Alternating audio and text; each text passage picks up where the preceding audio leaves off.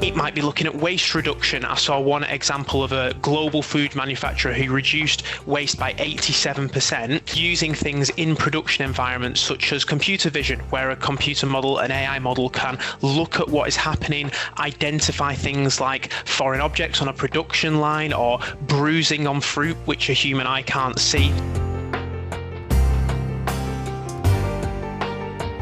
Welcome to the Risk Ready Recipes podcast series, where we serve up insights at the intersection of risk management and insurance in the food and beverage industry. Whether you're a manufacturer, producer, or distributor, our goal is to equip you with the knowledge and tools to navigate risk with confidence, so you can focus on what you do best. Hello and welcome to today's podcast. In today's episode, we'll be focusing on artificial intelligence in the food and beverage sector. From boosting efficiency and cutting costs to reducing reliance on manual labour, AI is bringing some exciting benefits. But AI isn't just another emerging technology. It's more powerful and far-reaching than anything we've seen before, and it will change the risk profile of businesses across the food and beverage sector. I'm really pleased to be joined today by my colleague Sam Halsam, Head of our Risk and Resilience Advisory Practice, and Chris Matthews, Managing Director of Stella AI Solutions. In this episode, we'll explore the potential uses and benefits of AI across the sector and how you can stay in control of your risks as the pace of innovation increases. Sam, could we start today's conversation, please, by considering the ways in which AI is currently being used in the food and beverage sector and the benefits it's already delivering? Great. And firstly, thank you for having me on this podcast. I think it's an absolutely fascinating topic, and myself and Chris love speaking about this and just researching, learning a bit more about the applications to food and beverage. Really interesting. And to start answering your question, first thing I want to do, take a little bit of a step back and think about what we mean when we're talking about AI and do a bit of an imperfect split between two categories, really. First one being what we can call general purpose AI models. So thinking your ChatGPT, Google Gemini, Copilot, all of those which a lot of people are using and rates of use are increasing massively. But we also have what we can call bespoke AI models. And these are models which maybe have gone under the radar a little bit. They use the same machine learning techniques, but may be applied in very different ways by individual food and beverage companies and can have some really transformative impacts as well. So let's focus on those in terms of how they might be being used at the moment. Examples that I've seen include use in demand forecasting and inventory management. So that might be looking at historical sales figures, looking at weather patterns, looking at social media sentiments, stitching together all of those massive data sources and using a machine learning model to forecast demand in a way which a human without that AI assistance never could. It might be looking at waste reduction. I saw one example of a global food manufacturer who reduced waste by 87% using things in production environments such as computer vision, where a computer model, an AI model, can look at what is happening, identify things like foreign objects on a production line or bruising on fruit, which a human eye can't see, and apply that to identify what might otherwise be wasted or might not be sellable and do things like distribute that to a charity. So even outside of the massive impact of generative AI and your chatbot models, the bespoke models have massive impact as well, and they can lead to massively increased efficiency, more creativity when used correctly, cost savings, yes, but a wide range of benefits. That's really interesting, Sam. Thank you. And Chris, can you give us your view, please, on the art of the possible and where AI might take the food and beverage industry in the future? Yeah, and thanks for the invite. Great to be here. For me, the future of AI in the food and beverage sector, you could probably sum it up in a single phrase, which is intelligent ecosystems. So it's not just about the automation. We're starting to see connected kitchens and AI-driven forecasting, autonomous production environments that run with minimal human intervention, and that's not to say that we're going to be doing away with the humans. The advantage is that the humans can now do the more high value tasks, the real thinking tasks that the AIs will not necessarily be able to do. I think we're also in the future we'll see a massive rise in predictive intelligence. That'll become the norm, I think, from, as Sam mentioned, forecasting customer demand, from a production line point of view, predicting equipment failure, looking at the perhaps the wider global economic picture and seeing where ingredients shortages, for example, before they disrupt operations, which is going to be a huge advantage for suppliers. Where I'm imagining that the loss or the having to stop a production line is incredibly expensive. And I think another couple of perhaps less obvious points. We're going to accelerate customization. Food production, we're almost going to be able to sort of lab grown ingredients tailored to individual nutrition goals. So, the protein saturated broccoli for the bodybuilding community, or a particular wheat that's grown without the gluten product, so that feeds a growing gluten free market. So this hyper personalization, I think, is going to be have a massive impact on the industry as a whole. And then finally, AI powered sustainability tools. Again, as Sam mentioned, cutting waste is huge, and optimizing energy use, tracking carbon, using AI tools to track carbon right the way through the supply chain. There'll be blockchain, which is another new and emerging, fairly emerging technology, where we'll be able to track the whole supply chain from farm to fork, all using blockchain, so an uneditable inventory of everything that's happened to that product, from it coming out of the ground to it being turned into, let's say, a loaf of bread. Great, thanks, Chris. And you mentioned there about changing roles, the humans still being involved in changing roles. But I think it seems likely that there will be an impact on jobs in the sector and the number of people required in the sector. How should businesses be thinking about that potential impact, Sam, and what they need to do to help employees through those changes that are on the way, really? Yeah, I think it's important for businesses to have an open and an honest conversation about this and appreciate the nuances as well. I don't want to undersell the challenges that are likely to be encountered in waves of automation that we've just been talking about. But I also, if you take a step back and look at the trends, I think it's almost impossible that there is not going to be an impact on jobs, and we need to be having that conversation and analysing it. So let's look at, firstly, maybe office-based jobs. I think a reality there is that AI literacy, which means understanding how tools operate, what AI tools you can access and what you can do with those tools, that's rapidly becoming an essential skill. Businesses need to make sure that people who are using those tools have access to reasonable tools which can unlock the benefits. They need to ensure people know the capabilities, the risks, and how that might impact them. And to be honest, my experience is if you use those tools that we can all have access to with the right conditions right now, it can give you superpowers. It can unlock really good benefits as long as you manage the risks. I think if you then look at the factory-based jobs, manufacturing-based jobs, for example, I think an awareness of the increasing capability and the decreasing cost of tech, which is directly going to impact those environments, is essential for businesses. I mean, one thing we've not mentioned yet on this podcast is robotics and the application of artificial intelligence methods such as machine learning, computer vision to robots. And there is a likelihood, in my opinion, that that is a field which experiences massive growth in the next couple of years. Now, that clearly has a direct impact on factory-based jobs. So I think awareness from a business perspective, honesty, and investment in AI literacy and upskilling, not just buying people ChatGPT or Copilot licenses and saying off you go, but investing in understanding people, the understanding of your people and how the tools work, the risks and the opportunities as well. Thanks, Sam. And Chris, I think it's fair to say that larger businesses are more likely to currently be using AI due to resource and capital availability.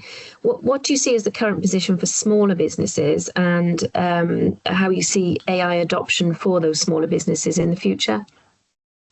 Yeah, I think historically AI has been seen as a big company technology, but that is changing fast. No two ways about it. Cloud-based AI as a service tools, OpenAI's ChatGPT, for example, Copilot, Microsoft's Copilot, which a lot of enterprise use, and is now financially very accessible for the smaller businesses, and gives them access to capabilities that even 12 months ago would have been the reserve of massive enterprise, multi-million pound enterprise, multi-billion pound enterprise, very often in food and beverage. So yeah, it's a real leveler. It really helps level the playing field for smaller food and beverage operators. For example, affordable automation through things like AI-driven agents, which are relatively straightforward these days to create from scratch. Managing stock, better delivery, customer service, all without adding to the headcount. So we take the repetitive tasks, and we get the machines, the AI, to do those repetitive tasks, while leaving the human in the loop, capable of doing the more less mundane, higher value potentially tasks that the previously they would be distracted with. That's great, thank you. And Sam, can you give us some thoughts on what businesses need to think about in terms of risk and their changing risk profile as AI is introduced, and what they need to do to make sure that their governance frameworks keep pace with the speed of introduction of AI? Yeah, I think there's two dimensions to this.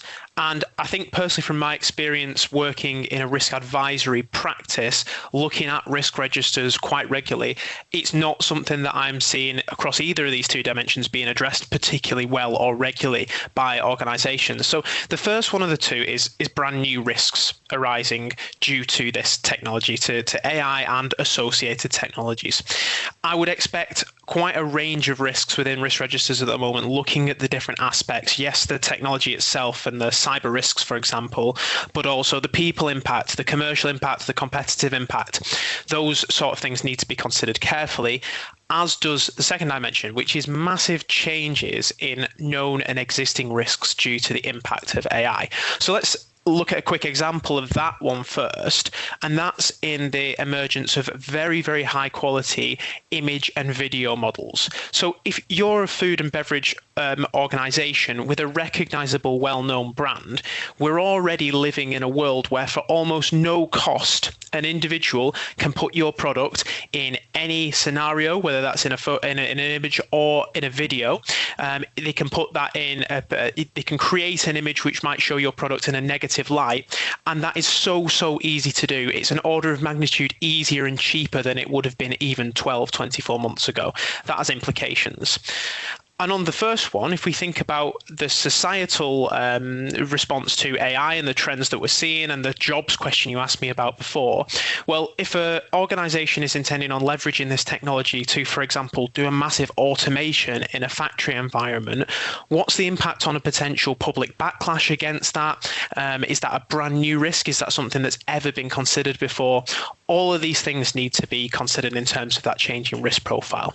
Now, the second part of your question was around controlling that and the governance frameworks and how to approach it. Couple of things I would recommend here. Firstly, have a look at what you've already got in place in terms of risk governance and ask whether that is fit for purpose. If the things that I'm talking about here are completely new to the organization, then that indicates to me there is potentially already a gap because existing governance processes haven't picked up these new and emerging risks. So then secondly, we need to adapt them and to make sure that the processes we have in place are suitable for rapidly changing technology. And this means firstly, principles which are relatively static and which don't change all that often within your policies, within your governance, but also also specifics around the current environment. All the stuff we've talked about, how are you specifically addressing that within your governance framework? Final recommendation on this one, set up a specific body responsible for tracking and responding to emerging risks. That includes our topic today, but it also includes a wider range of emerging risks, things which are changing quickly in the modern risk environment and which need a specific and direct response. Great, thank you. And do you see AI changing the way risk is defined or measured? And do you have a view on the future role of risk managers and how AI is potentially going to impact that risk manager role in the future? So the question around the definition and the measurement is a really interesting one. And I think on balance, my answer here is no, but only if you've already got your definition and your measurements right.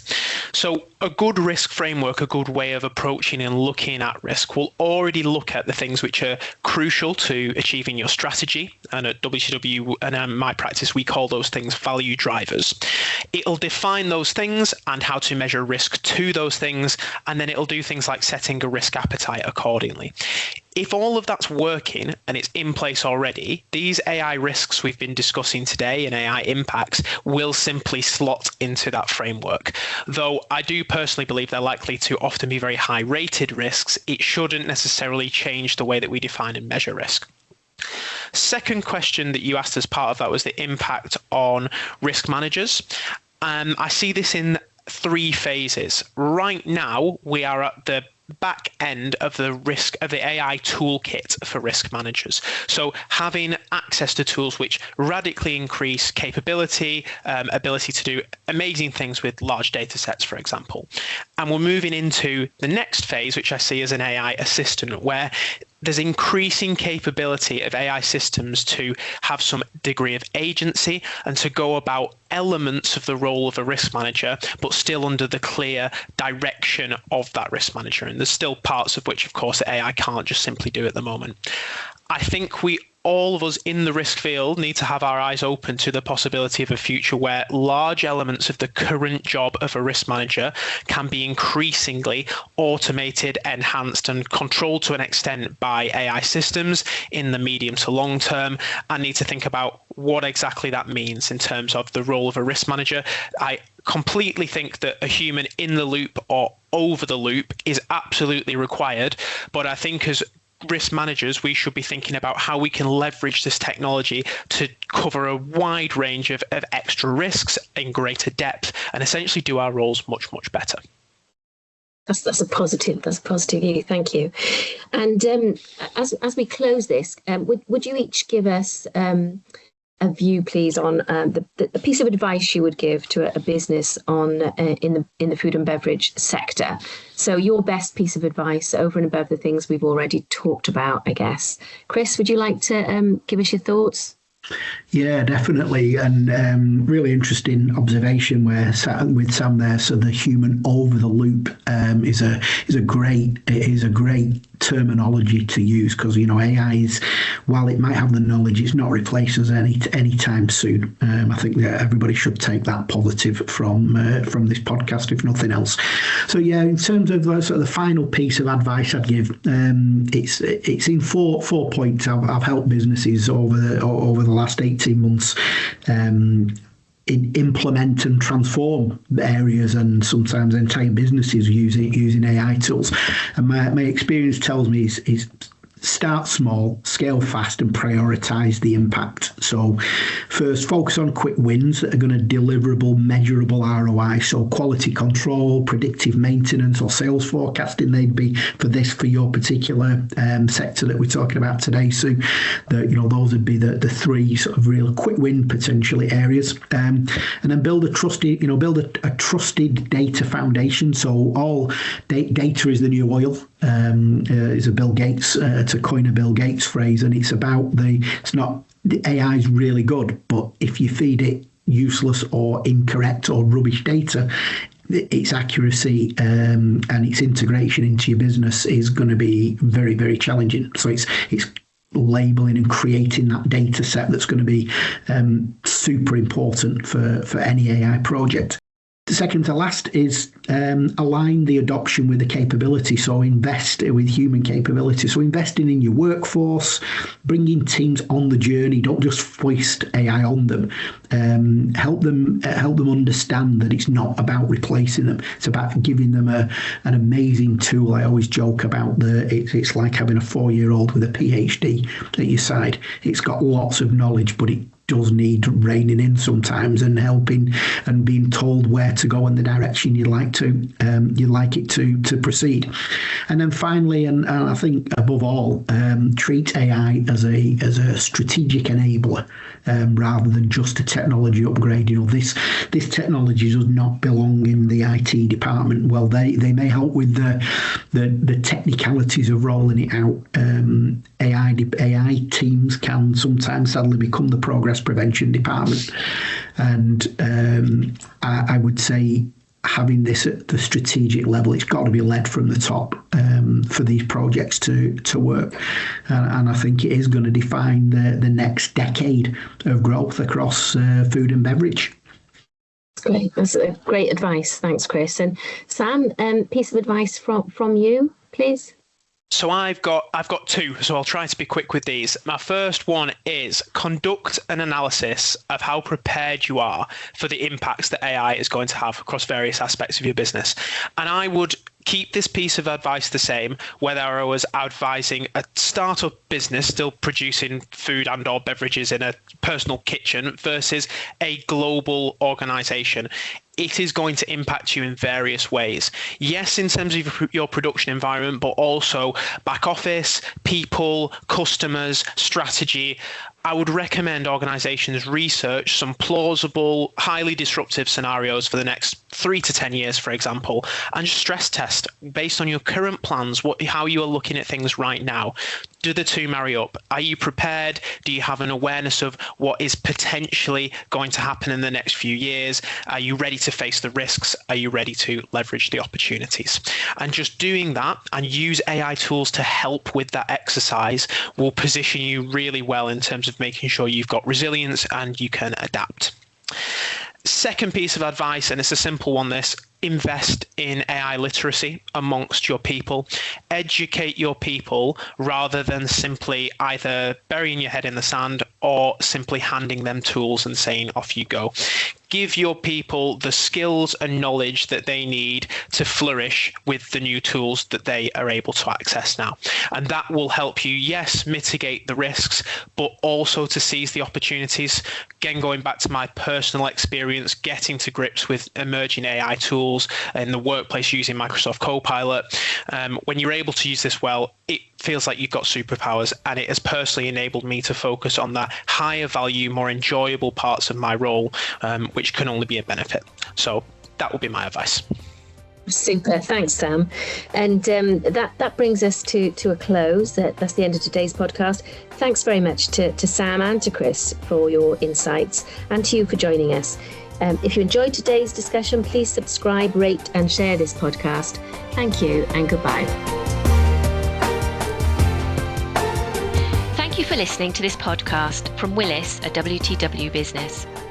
The information in this podcast is believed to be accurate at the date of publication. This information may have subsequently changed or have been superseded and should not be relied upon to be accurate or suitable after this date. This podcast offers a general overview of its subject matter. It does not necessarily address every aspect of its subject or every product available in the market. It is not intended to be and should not be used to replace specific advice relating to individual situations. We do not offer, and this should not be taken as legal, accounting, or tax advice. If you intend to take action or make any decision on the basis of the content of this publication, you should first seek specific advice from an appropriate professional. Some of the information in this publication may be compiled from third-party sources we consider to be reliable. However, we do not guarantee and are not responsible for the accuracy of such. The views expressed are not necessarily those of Willis Towers Watson. For further authorization and regulatory details about our Willis Towers Watson legal entities operating in your country, please refer to our Willis Towers Watson website. it is a regulatory requirement for us to consider our local licensing requirements.